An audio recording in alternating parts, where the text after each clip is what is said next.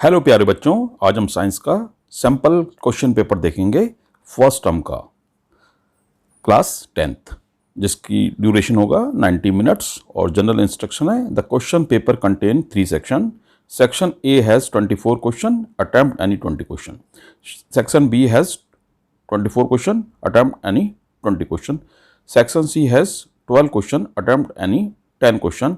All questions carry equal marks, there is no negative marking. तो हम section A करेंगे सबसे पहले। Reema took 5 ml of lead nitrate solution in a beaker and added approximately 4 ml of potassium iodide solution to it. What would she observe? तो इसका answer है yellow precipitate was formed. The correct answer is B. ठीक है, यानी lead nitrate में जब मिलाया जाएगा पोटेशियम आयोडाइड तो लेड आयोडाइड का पीले रंग का प्रेसिपिटेट बन जाएगा। नेक्स्ट क्वेश्चन देखते हैं। Identify gas A in the following experiment. यानी इसमें क्या है, टेस्ट ट्यूब में डाइल्यूट सल्फ्यूरिक एसिड और जिंक ग्रेन्यूल्स हैं, तो इसमें बनेगी हाइड्रोजन गैस। और पॉप टेस्ट भी करके ये दिखा रहे हैं, तो हमारा आंसर होगा बी यानी hydrogen.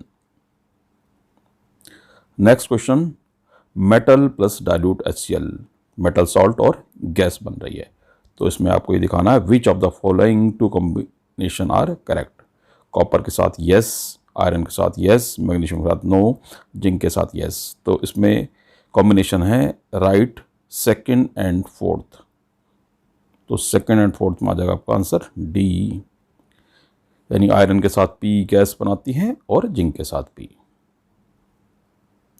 Which of the following correctly represented a balanced chemical equation. इसमें से बैलेंस्ड केमिकल इक्वेशन कौन सी है, तो आप देख लीजिए, जिस तरफ एलिमेंट्स के एटम्स बराबर हों तो बैलेंस्ड होगी।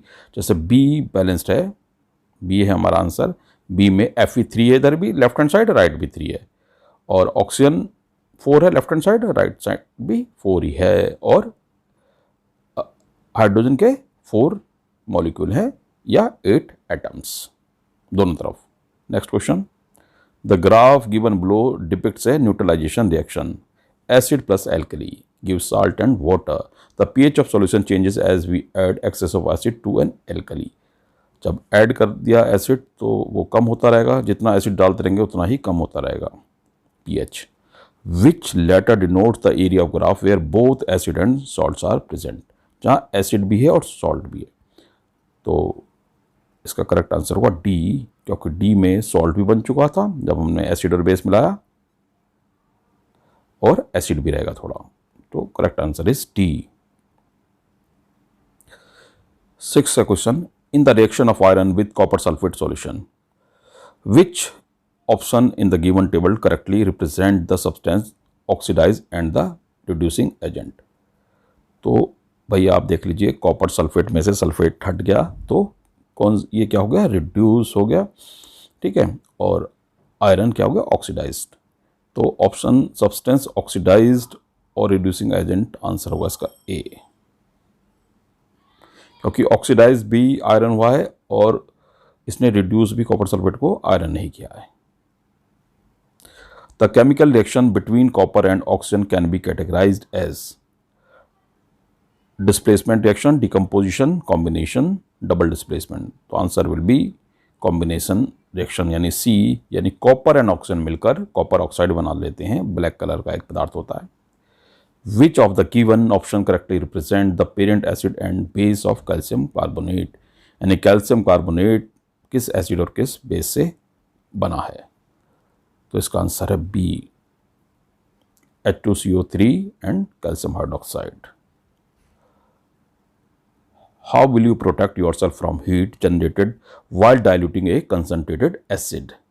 तो जब भी कंसनट्रेट एसिड को डाइल्यूट करना हो तो एसिड को ही वाटर में डालते हैं, by adding acid to water with constant stirring, और उसको हिलाते भी रहेंगे। तो करेक्ट आंसर ए हो गया। 10 है, why is it important to balance a skeletal chemical reaction. To verify the law of conservation of mass. इसलिए बैलेंस करना जरूरी है ताकि हमें पता चल जाए कि ना तो पदार्थ क्रिएट होते हैं और ना ही जो है नष्ट किए जा सकते हैं। तो दोनों तरफ जो है मास वो इक्वल ही रहेगा। Next question, carefully study the diagram of the human respiratory system with labels A, B, C and D. Select the option which gives correct identification and main function and for the characteristics. यानी correctly जो identify होगा और function भी, जैसे 1 को दे रखा है इन्होंने trachea, it is supported by bony rings for conducting inspired air. तो ये खाली इंस्पायर्ड एयर के लिए नहीं है, एक्सपायर्ड एयर के लिए भी, एयर लाने ले जाने दोनों के लिए ना, तो ये रॉन्ग हो गया।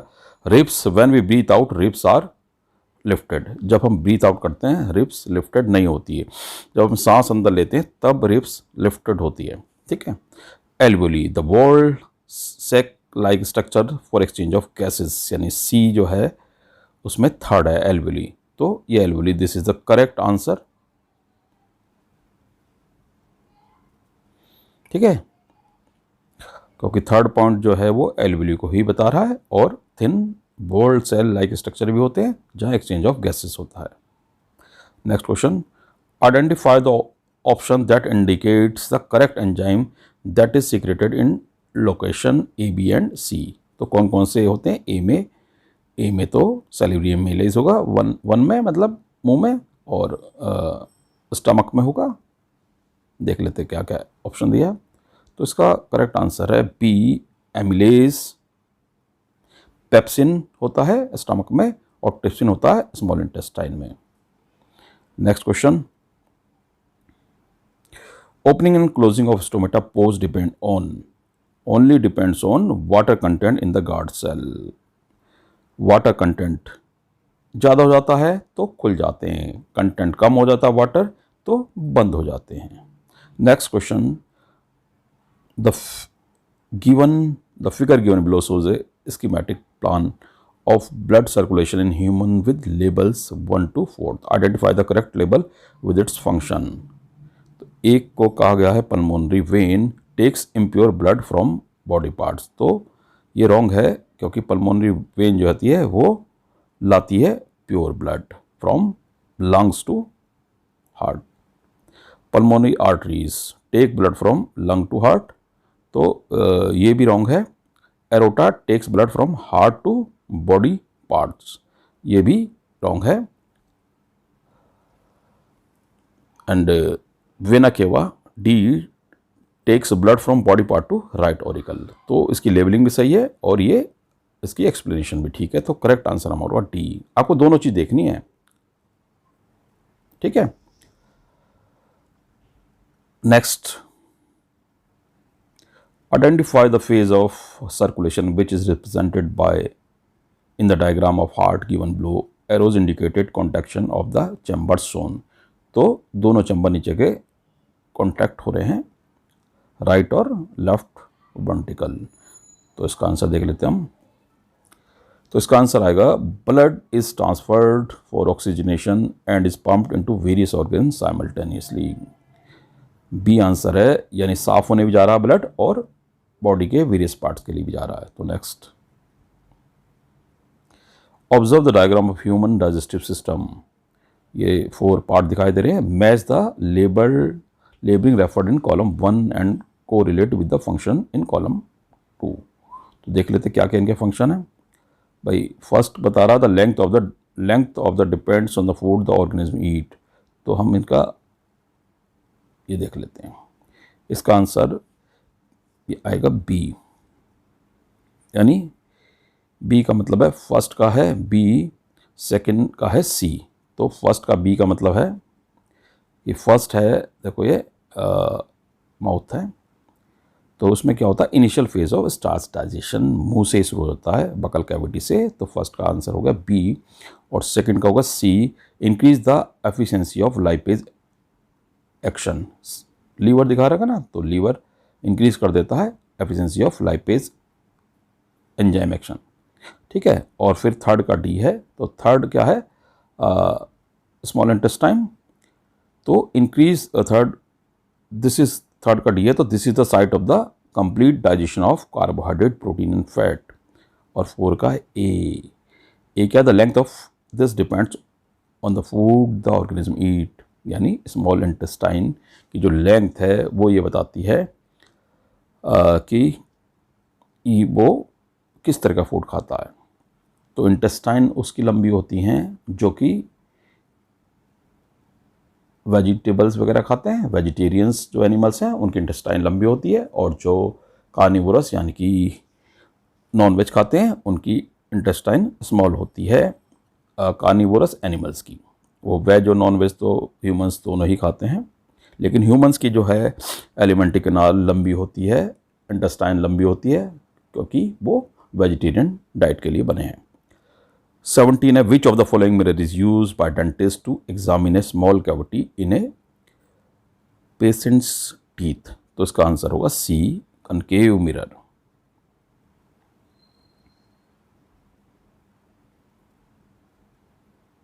Next question, which diagram shows image formation of an object on a screen by converging lens.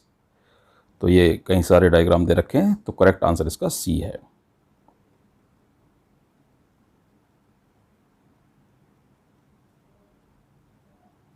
Next है, which of the following can make a parallel beam of light when light from a point source is incident on it. Concave mirror as well as convex lens. The correct answer is A. यानी concave mirror और convex lens एक beam बना सकते हैं। Next is, consider these index of refraction glasses. One glass का है 1.52 refraction index, और air का है 1.003 और वाटर का 1.333। Based on the refractive index of 3 material arrange the speed of light through them in decreasing order. जिसका भी refractive index जो है कम होगा उसकी उतनी ही जो है लाइट की स्पीड ज़्यादा होगी। तो हमारा जो सबसे ज़्यादा लाइट होगी वो एयर में होगी, तो इसका आंसर हो गया C. The speed of light in air सबसे ज़्यादा, फिर उससे कम है वाटर में, क्योंकि वाटर का रिफ्रैक्टिव इंडेक्स थोड़ा सा ज़्यादा है, और फिर सबसे ज़्यादा है ग्लास का, तो speed of light in glass उससे भी कम होगी।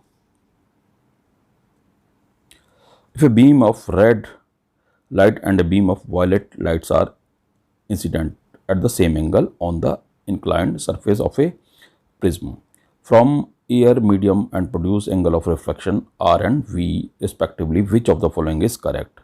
तो करेक्ट आंसर होगा D,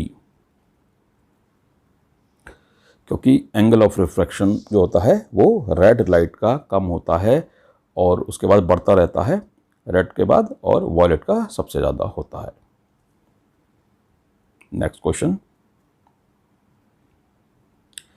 examine the above figure and state which of the following option is correct. तो आप देख सकते हैं फोकस में 3 है, 3 क्यूब्स दिखा रखे हैं, तो देखते हैं हम। The mirror has a focal length of -6 centimetre. तो फोकल लेंथ इसकी -6 सेंटीमीटर नहीं 3 सेंटीमीटर है।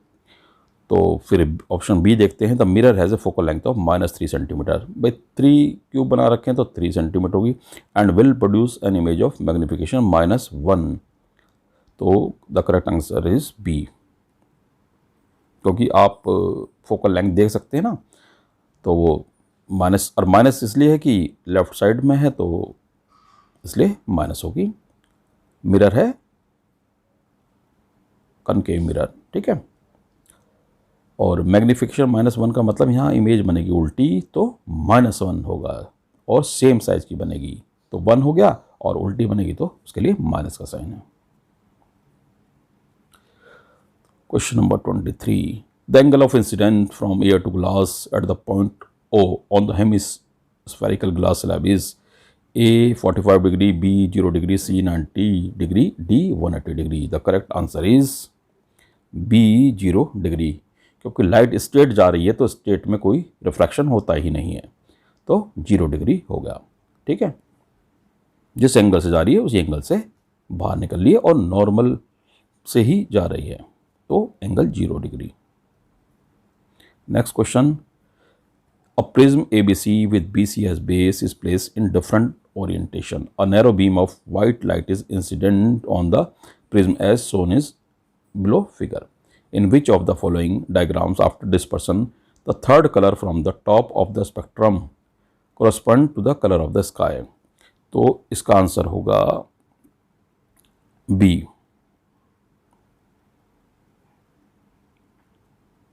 क्योंकि इनको चाहिए थर्ड कलर ब्लू। तो थर्ड कलर ऊपर से ब्लू तभी होगा जब प्रिज्म उल्टा रखा जाएगा, ठीक है ना। उल्टा रखा जाएगा तो फिर उल्टा ही स्पेक्ट्रम बनेगा, तो फिर बनेगा वॉयलेट इंडिगो ब्लू, विद क्योर violet indigo blue, green yellow, ठीक है, ऑरेंज एंड रेड। और सीधे में बनेगा तो फिर नीचे से शुरू होगा ना, violet indigo blue yellow orange green, violet indigo blue green yellow orange red, ऐसे बनेगा। तो उल्टा प्रिज्म यानी कि ये वाला।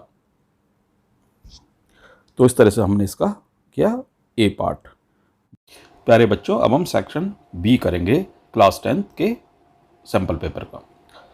Section B consist of 24 question, serial number 25 to 48 attempts, any 20 questions from this section. The first attempted 20 question would be evaluated, यानी 20 question ही check किए जाएंगे।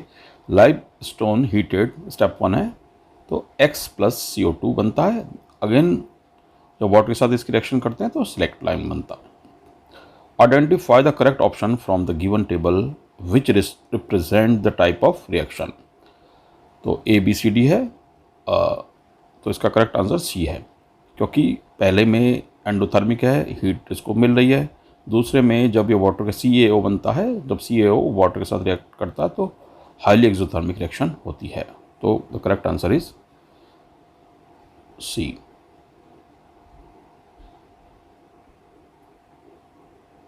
ठीक है, next question, in which year is the concentration of hydrogen ion the highest. तो आप year में ये देख लेते हैं कि pH वैल्यू किस ईयर में कम है। तो ईयर 2002 में सबसे कम है pH वैल्यू, तो इसका आंसर हो जाएगा A, यानी कि year 2002। Next question, the diagram shows the reaction between metal and dilute acid. ये आप देख सकते हैं मेटल और डाइल्यूट एसिड की रिएक्शन है। What is the reason for different behaviour of magnesium in test tube B.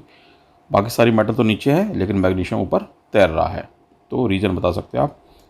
तो इसका आंसर है B, magnesium reacts with dilute HCl to produce hydrogen gas which helps in floating. Next है, the table shown below give information about 4 substance A, B, C and D। Substance और melting point है, electrical conductive है, solid और liquid.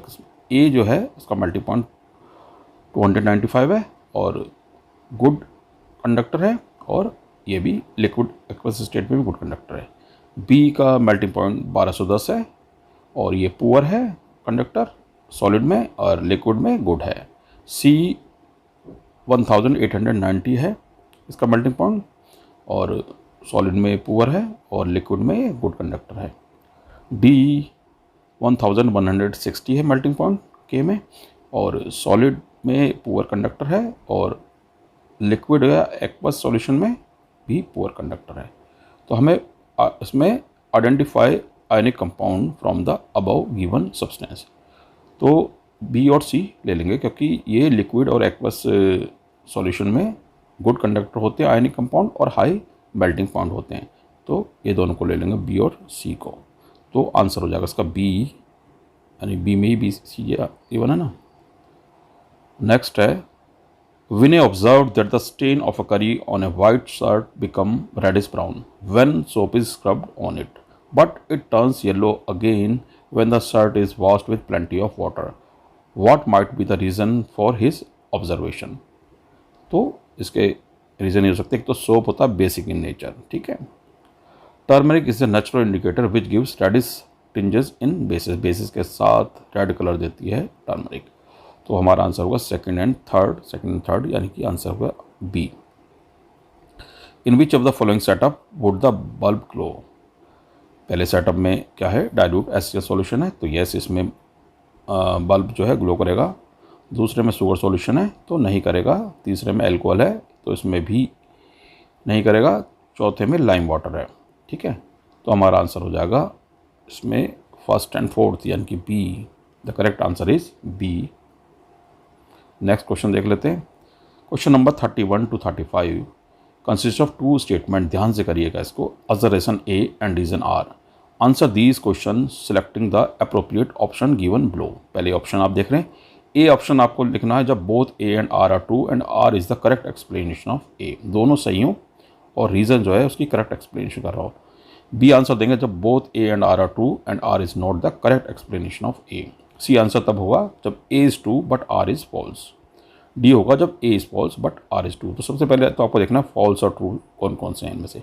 31 है observation, fresh milk in which baking soda is added takes a longer time to set as curd. तो ये तो right है बिल्कुल, ठीक है।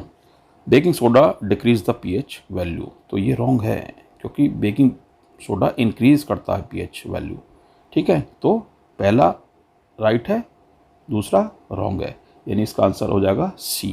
तो इसका आंसर हो गया सी, ठीक।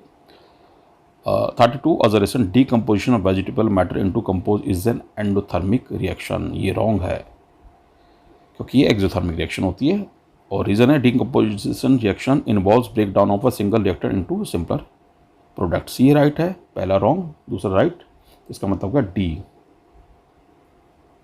आंसर होगा डी, पहला फॉल्स है और आर ट्रू है। 33 observation, resin sense gums are stored in old xylem tissue in plants. ये राइट है। Resin sense gums facilitate transport of water molecules. ये रॉन्ग है, तो इसका आंसर पहला राइट दूसरा रॉन्ग, तो आंसर क्या होगा सी। 33 का होगा answer C. Next question, sky appears blue in the day time. Yes right है ये। White light is compose of 7 colours. ये भी राइट है, लेकिन ये इसका करेक्ट इसको एक्सप्लेन नहीं कर पा रहा है, इसलिए इसका आंसर हो जाएगा B. Both are right but R is not the correct explanation of observation, तो आंसर इसका बी होगा। The table given below shows the reaction of a few element with acid and bases to evolve hydrogen gas। तो ए acid के साथ कोई reaction नहीं कर रहा, बेस के साथ भी नहीं। बी एसिड और बेस दोनों के साथ रिएक्शन कर रहे हैं, इवॉल्व कर रहे हैं हाइड्रोजन गैस। सी बी, सी नहीं कर रहा, डी कर रहा है। तो 35 का हमारा आंसर होगा B,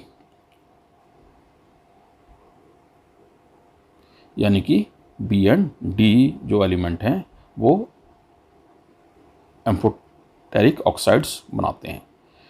36 in which of the following groups of organism blood flows through the heart only once during one cycle of passing through the body. तो इसका आंसर है 36 का D, shark, dogfish, stingray. What is the common between extensive network of blood vessels around walls of alveoli and inglomeralis of nephron, thin walled capillaries richly supplied with blood? क्योंकि वहाँ gases का exchange होता है या filtration के लिए।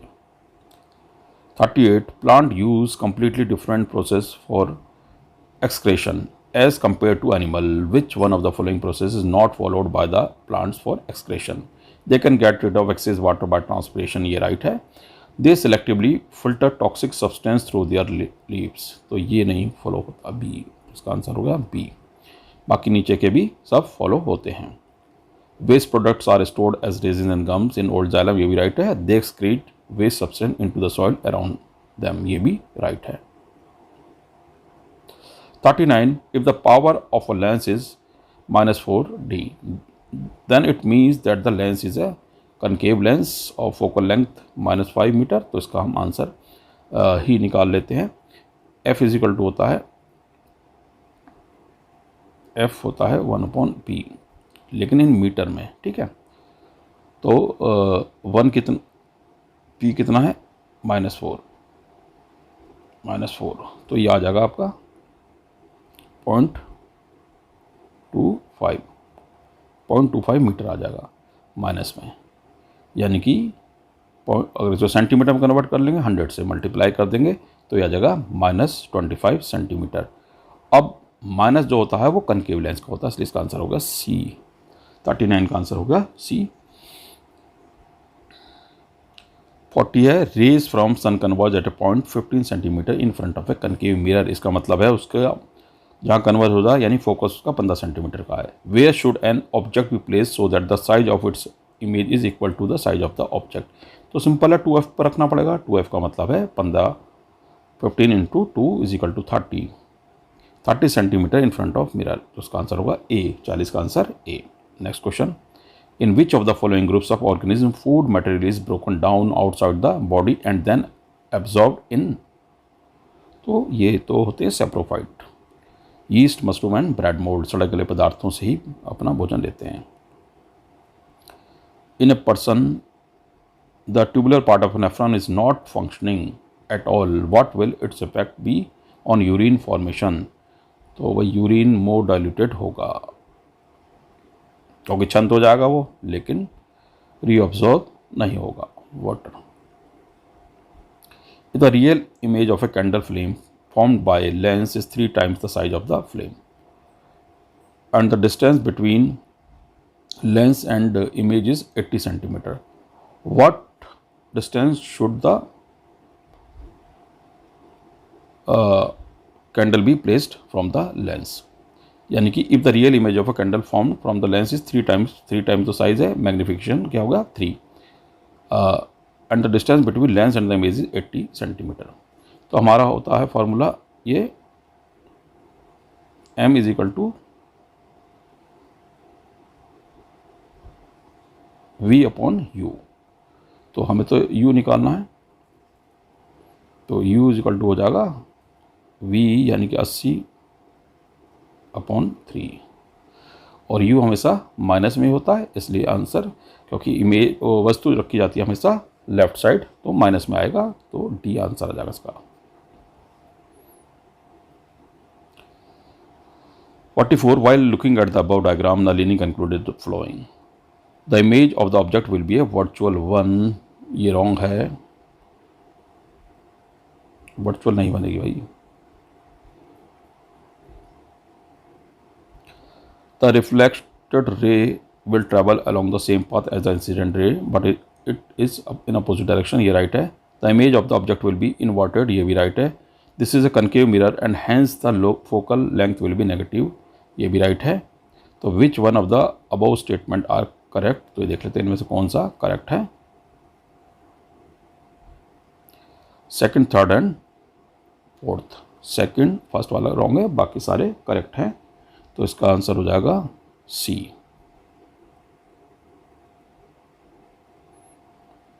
Next question, medium 1 2 3 4, ठीक है, फिर दोबारा से मीडियम 1 में आ गए।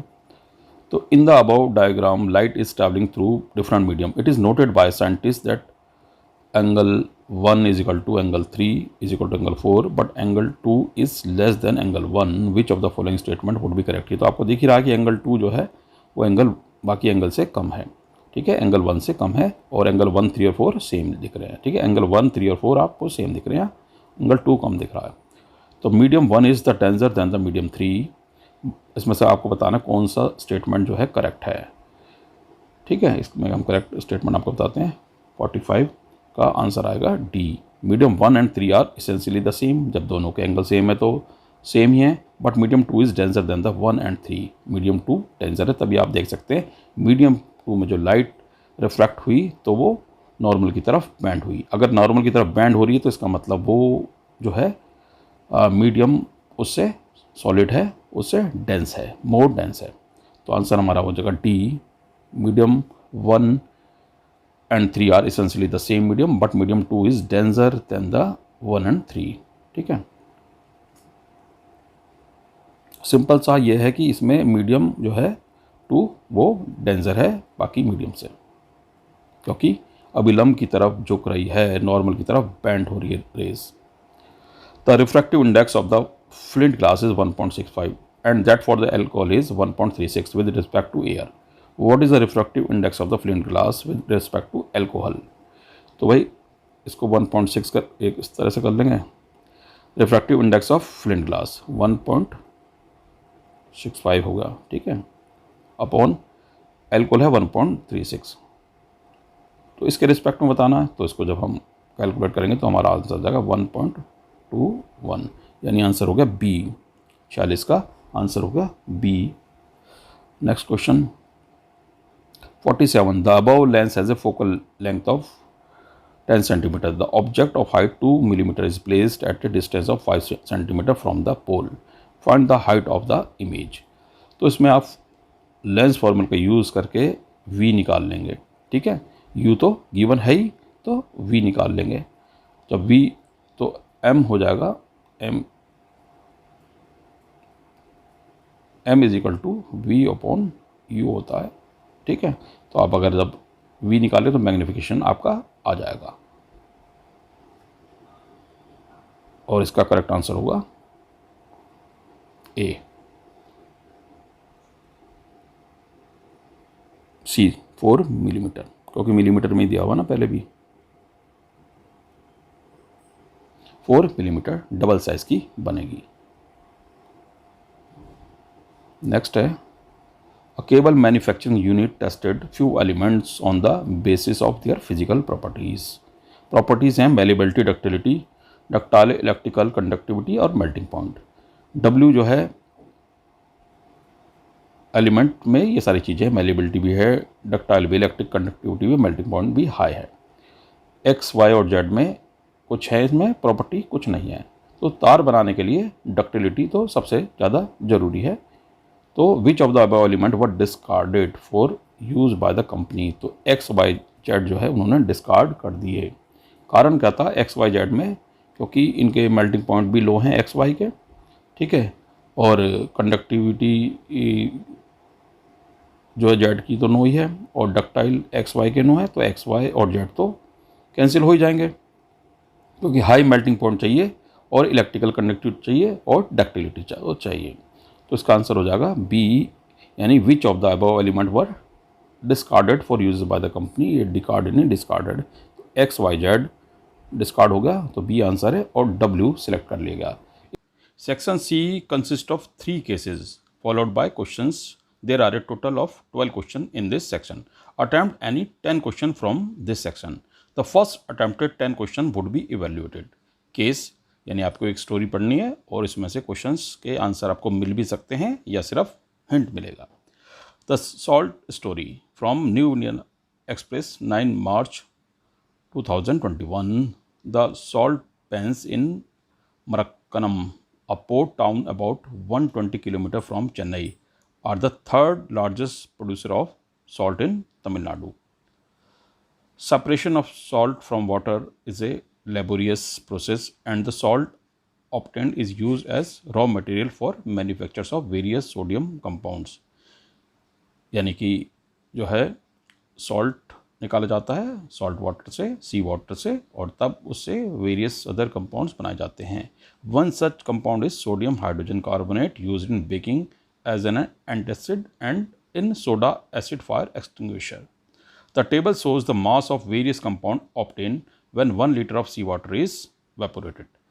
तो सोडियम क्लोराइड मिलता है 28 ग्राम 1 लीटर से सी वाटर से। Magnesium chloride 8 gram, magnesium sulphate 6 gram, calcium sulphate 2 gram and calcium carbonate 1 ग्राम। तो टोटल जो सॉल्ट मिलता है वो 45 ग्राम मिलता है। क्वेश्चन है which compound in the table reacts with acid to release carbon dioxide. तो इसमें से कौन सा जो है एसिड से रिएक्ट करके कार्बन डाइऑक्साइड बनाता है। तो यह है कैल्शियम कार्बोनेट यानी कि सी। नेक्स्ट है how many grams of magnesium sulphate is present in 135 gram of solid left by evaporation of sea water. तो अब आप इधर देख सकते हैं 45 ग्राम में मैग्नीशियम सल्फेट बन रहा है 6 ग्राम। ठीक है, जब 45 में 6 ग्राम बन रहा है तो 135 में बनेगा इसका 3 गुना बनेगा, यानी कि 6 या 18 ग्राम। ठीक है, यानी 45 में है 6 ग्राम। ठीक है, तो 135 में हो जाएगा 45 का 3 टाइम्स है ना, 6 × 3 यानी 18। ठीक, what is the saturated solution of sodium chloride called. Very important question है ये भी। ए आंसर है ब्राइन।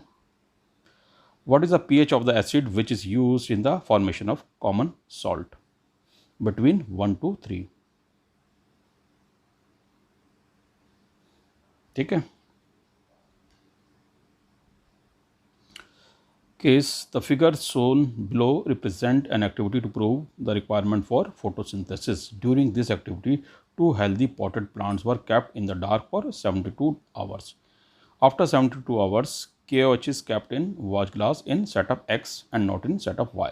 यानी इन दो प्लांट्स को रख दिया गया अंधेरे में ताकि उनके अंदर जो भी स्टार्च बना हो वो फिनिश हो जाए। उसके बाद जो है इनको धूप में रखा गया इस तरह से ढक के, एक्स एंड वाई, ठीक है, एक्स में रख दिया गया KOH और वाई को ऐसे ही छोड़ दिया गया। Both these setups are air tight and have been kept in light for 6 hours. Then iodine test is performed with 1 leaf from each of the 2 plants X and Y. अब X में तो KOH भी रख दिया गया था।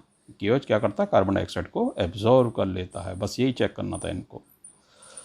53. This experiment setup is used to prove essentially of which of the following requirement of photosynthesis, यानी photosynthesis के लिए क्या क्या रिक्वायरमेंट होती है, इसके लिए इसमें इन्होंने कार्बन डाइऑक्साइड के लिए किया था, क्योंकि कार्बन डाइऑक्साइड फर्स्ट जार में जो है वो एब्जॉर्ब कर ली गई थी KOH द्वारा, तो वहाँ पर फोटोसिंथेसिस हुआ ही नहीं, यानी स्टार्च नहीं बना। The function of KOH is to absorb carbon dioxide B. Next question, which of the following statements shows the correct result of iodine test performed on the leaf from plant X and Y respectively? A blue black color would be obtained on the leaf of the plant X and no change in the color of leaf of Y. तो ये तो wrong है। Blue black color would be obtained on the leaf of the plant Y and no change in color on leaf of plant X. तो blue black color होगा Y में, yes ये right है, ठीक है। अब अगर रेड कलर तो हुआ ही नहीं किसी में, तो देखने की जरूरत ही नहीं है, क्योंकि स्टार्च अगर होगा तो आयोडीन के साथ वो ब्लू ब्लैक कलर देगा, और वाई वाले पॉट में फोटोसिंथेसिस हुआ यानी स्टार्च बना। विच of the following steps can be followed by making the apparatus air tight? Air tight करने के लिए क्या क्या करना चाहिए? Placing the plants on glass plate, ये ठीक है। यूजिंग सक्शन पंप, इसकी जरूरत नहीं है। Applying Vaseline to seal the bottom of jar, Vaseline है ये, एसलिन लिखा ना, वैसलिन, ये ठीक है। क्रिएटिंग वैक्यूम, तो हमारा जो है पहला और थर्ड, तो पहला और थर्ड किस में आया हुआ? सी में, तो सी इज राइट। अब नेक्स्ट केस पढ़ते हैं। Noor, a young student was trying to demonstrate some properties of light in her science project work. She kept X माने कोई भी चीज inside the box as shown in the figure and with the help of laser pointer made light rays pass through the holes on one side of the box. She had a small butter paper screen to see the spot of light being cast as they emerge. इस तरह से set तैयार कर लिया गया। तो x क्या है इस बॉक्स के अंदर? रे 1 और 2 डाल लें और बाहर से रे 1 और 2 इस तरह से लेटरली डिस्प्लेस हो रही है, रिफ्रैक्शन हो रहा है। What could be X that she placed inside the box to make the rays behave as shown? तो B आंसर है। ए पैरेलल साइडेड ग्लास ब्लॉक या सिंपल ग्लास स्लैब भी कह सकते हैं इसको। सी measured the angle of incident for both the rays on the left side of the box to be 48.6 degree. She knows the refractive index of the material X inside the box was 1.5. What will be the approximate value of the angle of refraction? तो refraction की जो approximate value होगी वो 30 होगी। इसको इस फॉर्मूले से कर लेंगे, sine i upon sine r, ठीक है, इज इक्वल टू 1.5। 1.5 क्या है इसका? रिफ्रैक्शन का इंडेक्स है, ठीक है।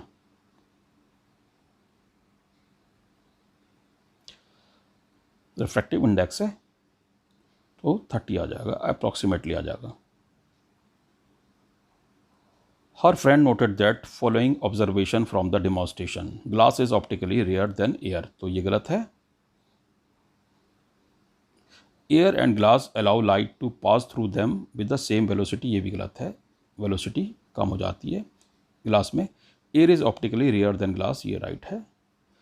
Speed of light through a denser medium is faster than that of a rare medium, ये रॉन्ग है, डेंसर में कम हो जाती है।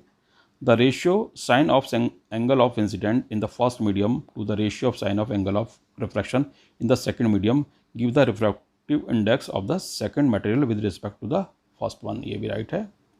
तो इसमें देखना कौन कौन से राइट हैं। तीसरा और पांचवा किस में है, डी में। तो आंसर होगा हमारा डी। तो इस तरह से आपने इसका, अच्छा एक और है, if the object inside the box was made of a material with a refractive index less than 1.5 then, यानी लेस देन 1.5 अगर रिफ्रैक्टिव इंडेक्स तो वो रेयर होगी, इससे लेस डेंस होगी। तो lateral shift of the rays would have been less, lateral shift of the rays would have been more, lateral shift of the rays would remain the same as before. There is not enough information to comment on the any of the above statement. तो lateral shift जो होगा वो less हो जाएगा, क्योंकि उतना ही कम refraction होगा जितना रिफ्रैक्टिव इंडेक्स कम होगा। ए इज द आंसर। तो इस तरह से आपने आज कंप्लीट कर लिया है सैम्पल पेपर का एक्सप्लेनेशन।